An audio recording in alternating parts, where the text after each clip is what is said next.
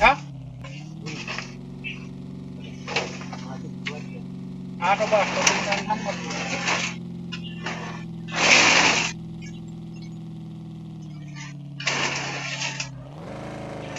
સ્ક્વેરમાં માં પ્રોટીન કાઢી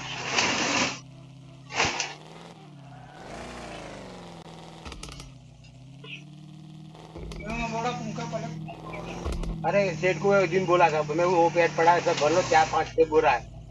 नहीं भरा वो दिन ऐसे भरवा नहीं भरवाया था ना कचरा क्यों भरवाया 4-5 बैग तो इधर दबा हुआ है ग्राइंडिंग किया हुआ कहाँ है इधर है नीचे एकदम नीचे हाँ वो फट- नहीं फटी होगी ऊपर माल डाला ऊपर डाला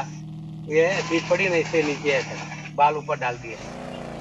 बाल के नीचे है हैं बाल के नीचे हम्म कहाँ पे है बताओ खाली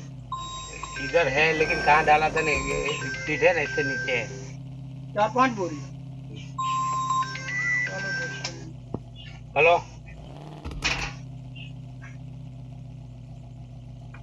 लागी गयो हसेला